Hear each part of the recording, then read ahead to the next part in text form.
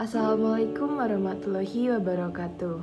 Perkenalkan, kami dari kelompok 9 kelas PPB B 2020. Di sini, kami akan menjelaskan mengenai materi anak didik dan pendidik.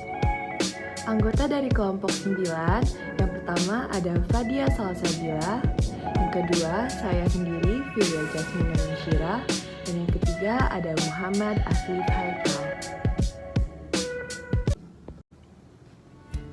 Materi yang akan saya sampaikan adalah yang pertama adalah hakikat anak didik. Dalam kehidupan sehari-hari, orang dewasa bergaul dengan anak. Situasi pergaulan antara anak dan orang dewasa ini terdapat dua jenis. Yang pertama adalah situasi pergaulan biasa dan yang kedua pergaulan pendidikan. Pada situasi pergaulan biasa, anak berstatus sebagai anak. Namun pada situasi pendidikan, anak berstatus sebagai anak didik. Pada dasarnya, setiap anak memiliki potensi dan keinginan untuk menjadi dewasa. Namun, di sisi lain, anak juga memiliki ketergantungan kepada orang dewasa. Ketergantungan ini sudah anak miliki sejak ia dilahirkan. Tentunya, kebutuhan atau ketergantungan ini bukan hanya untuk mencapai kebutuhan fisiologis saja, namun juga kebutuhan psikologis untuk mencapai potensi dirinya. Potensi-potensi ini diantaranya adalah potensi keimanan kepada Tuhan Yang Maha Esa, potensi untuk berbuat baik, potensi cipta, potensi rasa, dan potensi karsa. Apabila keadaan ketergantungan anak terhadap orang dewasa ini menimbulkan adanya proses pendidikan di mana orang dewasa mendidik anak, maka hal tersebut menyebabkan anak tersebut berstatus sebagai anak didik. Karena meskipun anak bergaul dengan orang dewasa itu belum tentu sebuah situasi pergaulan pendidikan. Apabila orang dewasa tidak mendidiknya, maka itu bukan situasi pergaulan pendidikan. Dapat disimpulkan bahwa anak didik adalah anak yang karena ketergantungannya terhadap orang dewasa menimbulkan tanggung jawab pendidikan pada orang dewasa sehingga orang dewasa tersebut memberikan bantuan kepada arah kedewasaan. Materi selanjutnya yakni karakteristik anak didik. Anak didik ini memiliki beberapa karakteristik. Untuk karakteristik yang akan saya jelaskan, yang pertama adalah anak didik adalah subjek. Maksud dari anak didik adalah subjek adalah anak didik ini adalah manusia yang harus dipandang sebagai subjek, yaitu pribadi yang memiliki kediri sendirian dan kebebasan dalam mewujudkan dirinya sendiri untuk mencapai kedewasaannya. Setiap anak didik memiliki kebebasan untuk menentukan dirinya sendiri dan setiap anak didik juga memiliki keinginan untuk menjadi orang dewasa seperti yang dicita-citakan oleh dirinya sendiri. Selain itu, setiap anak didik itu bersifat unik, artinya memiliki perbedaan daripada anak yang lainnya. Perbedaan ini bukan hanya perbedaan secara fisik saja, namun juga perbedaan dalam non-fisiknya seperti kemampuan belajar, cita-cita, hobi, dan lain-lain. Dengan demikian, tidaklah benar jika anak didik dipandang sebagai objek, karena anak didik ini merupakan subjek yang memiliki kebebasan dan juga memiliki perbedaan antara anak didik yang satu dengan anak didik yang lainnya. Karakteristik yang kedua adalah anak didik sedang berkembang. Hasil riset psikologi menemukan bahwa manusia ini mengalami yang namanya tahap-tahap perkembangan. Dan dalam tahap-tahap perkembangan itu, manusia harus mencapai tugas perkembangannya untuk mencapai perkembangan yang optimal. Sehubungan dengan itu, setiap anak didik yang berada pada tahap perkembangan yang berbeda juga memerlukan atau menuntut perlakuan yang berbeda dari orang dewasa atau pendidik terhadapnya. Apa yang harus dilakukan kepada anak SD dan anak TK itu berbeda. Syarifudin dengan mengacu kepada paparan dari Yellon dan Weinstein mendeskripsikan beberapa perlakuan orang dewasa atau pendidik yang diharapkan dalam rangka memfasilitasi perkembangan anak. Yang pertama, perlakuan pendidik atau orang dewasa yang diharapkan bagi perkembangan peserta didik pada tahap perkembangan atau pada masa kanak-kanak kecil. Yang pertama adalah menyelenggarakan disiplin secara lemah lembut, secara konsisten. Yang kedua, menjaga keselamatan tanpa perlindungan yang berlebihan. Yang ketiga, bercakap-cakap dan memberikan respon terhadap perkataan anak. Yang keempat, memberikan kesempatan kepada peserta didik untuk aktif dan bereksplorasi. Dan yang kelima adalah menghargai hal-hal yang dapat dikerjakan oleh peserta didik. Lalu ada yang kedua, perlakuan pendidik atau orang dewasa yang diharapkan bagi peserta didik pada masa prasekolah.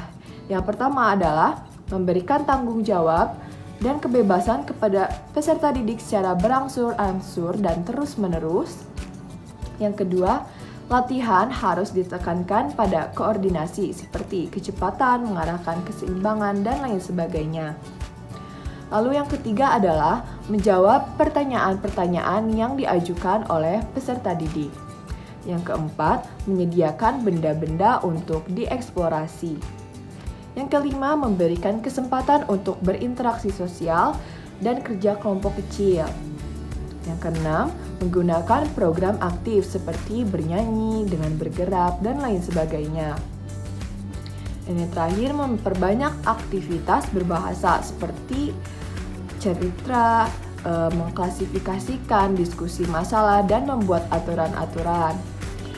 Lalu yang ketiga, perlakuan pendidik atau orang dewasa yang diharapkan bagi peserta didik pada masa kanak-kanak. Yang pertama adalah menerima kebutuhan-kebutuhan akan kebebasan anak dan menambah tanggung jawab anak. Yang kedua, mendorong pertemanan dengan menggunakan proyek-proyek dan permainan kelompok. Yang ketiga, menambahkan rasa ingin tahu. Yang keempat, secara konsisten mengupayakan disiplin yang tegas dan dapat dipahami. Yang kelima, menghadapkan anak pada gagasan-gagasan dan pandangan-pandangan baru. Yang keenam, bersama-sama menciptakan aturan dan kejujuran. Yang ketujuh, memberikan contoh model hubungan sosial. Dan yang terakhir, terbuka terhadap kritik. Lalu yang keempat adalah perlakuan pendidik atau orang dewasa yang diharapkan bagi perkembangan peserta didik pada masa remaja awal. Yang pertama adalah memberikan kesempatan berolahraga secara tim dan perorangan tetapi tidak mengutamakan tenaga fisik yang besar. Lalu yang kedua adalah menerima makin dewasanya peserta didik. Yang ketiga, memberikan tanggung jawab secara berangsur-angsur. Dan yang keempat adalah mendorong kebebasan dan tanggung jawab. Lalu yang kelima ada perlakuan pendidik atau orang dewasa yang diharapkan bagi perkembangan peserta didik pada masa remaja akhir. Yang pertama adalah menghargai pandangan-pandangan peserta didik. Lalu yang kedua, menerima kematangan peserta didik. Yang ketiga, memberikan kesempatan luas kepada peserta didik untuk berolahraga dan bekerja secara cermat. Yang keempat, memberikan kesempatan yang luas untuk pendidikan karir. Yang kelima, menggunakan kerjasama kelompok untuk memecahkan masalah. Dan yang terakhir adalah berkreasi bersama dan bersama-sama menegakkan berbagai aturan. Terima kasih. Sekian materi dari saya dan akan dilanjutkan oleh teman saya. Baik, selanjutnya adalah anak didik hidup dalam dunia tertentu. Nah, setiap manusia pasti hidup dalam dunianya sendiri sesuai dengan tahap perkembangan situasi, lingkungan, jenis kelamin, dan hal lainnya. Maka dari itu, anak tidak boleh dipandang sebagai miniatur orang dewasa. Anak harus diperlakukan sesuai dengan dunianya. Lalu ada anak didik hidup dalam lingkungan tertentu. Dalam praktik pendidikan, pendidik perlu memperhatikan dan memperlakukan anak didik dalam konteks lingkungan dan sosial budayanya. Yang anak didik memiliki ketergantungan kepada orang dewasa. Di balik kebebasannya untuk mewujudkan dirinya sendiri dalam rangka mencapai kedewasaan, anak masih memerlukan bantuan orang dewasa. Yang anak didik memiliki potensi dan dinamika. Anak didik memiliki potensi untuk menjadi manusia dewasa, dan ia memiliki dinamika karena aktif berkembang dan mengembangkan diri, serta aktif dalam menghadapi lingkungannya dalam upaya mencapai kedewasaan. Lalu ada hakikat pendidik. Nah, pendidik adalah orang dewasa yang bertanggung jawab atas pendidikan anak didik dan secara sengaja membantu anak didik agar mencapai kedewasaan. Karakteristiknya adalah yang pertama mandiri, yang kedua bertanggung jawab, yang ketiga berani berkorban untuk hidupnya. Maksudnya adalah berani mengorbankan hal-hal lain untuk hidupnya. Lalu kemudian ada jenis-jenis pendidik. Ada pendidik kodrati dan pendidik profesional.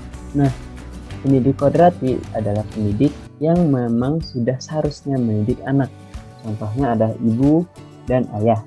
Lalu ada pendidik profesional, yaitu pendidik yang mendidik dengan profesional atau karena jabatan. Contohnya adalah guru, dosen, guru les, dan lain sebagainya. Nah, lalu ada motif pendidikan. Nah, ada motif intrinsik dan motif ekstrinsik. Motif intrinsik adalah dorongan untuk bertindak yang muncul dari dalam diri pendidik. Contohnya adalah rasa kasih sayang dari pendidik kepada anak didik. Lalu motif ekstrinsik adalah dorongan untuk bertindak yang muncul dari luar, seperti permohonan untuk membimbing anak atau surat tugas untuk mengajar.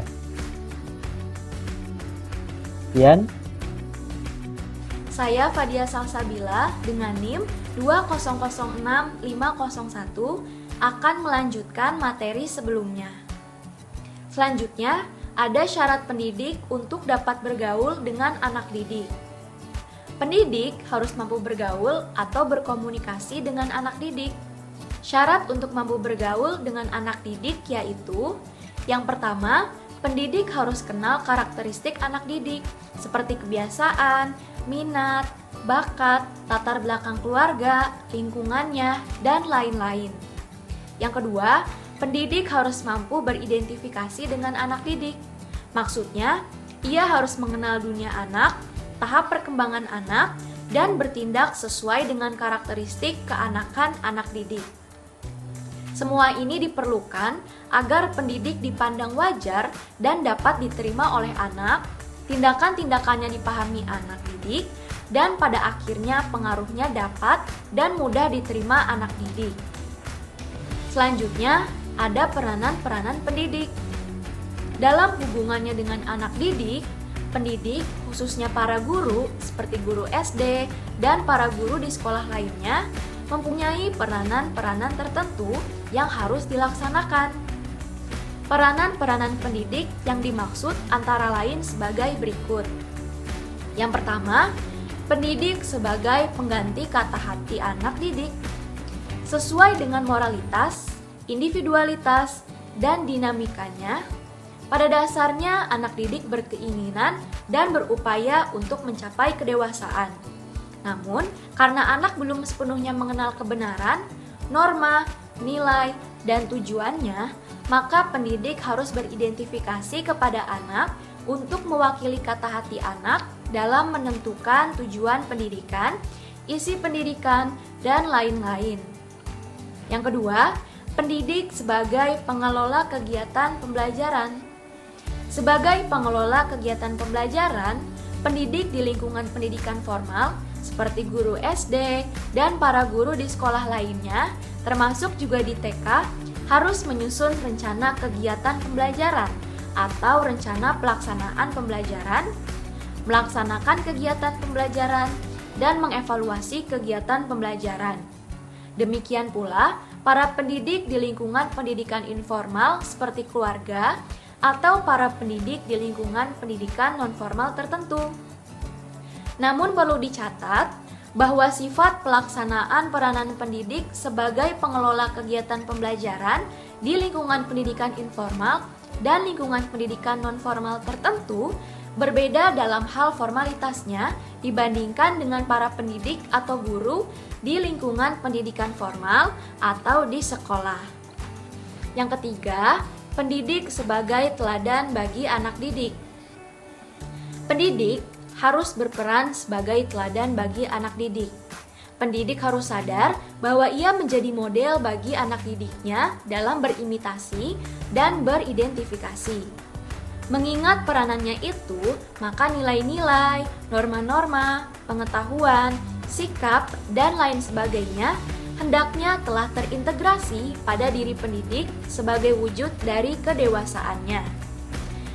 Hal tersebut perlu disadari dan dilaksanakan oleh pendidik karena pada dasarnya anak didik memiliki kecenderungan untuk melakukan imitasi dan beridentifikasi kepada pendidiknya.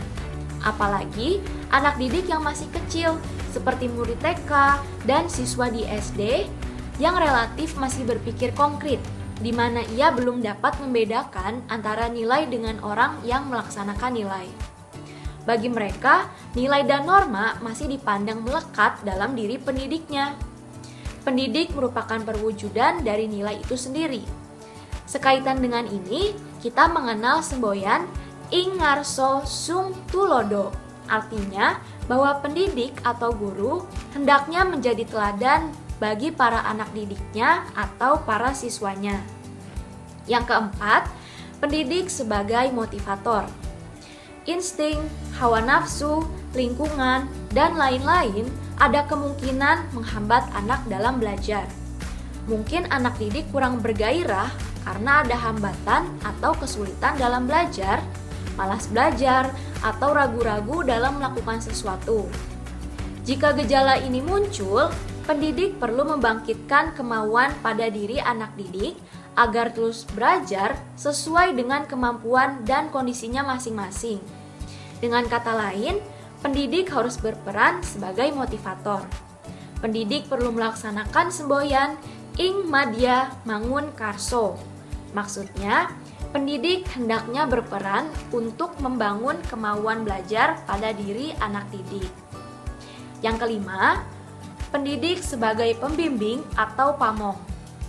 Sebagai pembimbing, pendidik bertugas membantu anak didik dalam mengenal dirinya sendiri, mengenal lingkungannya, serta rencana hidupnya di masa depan.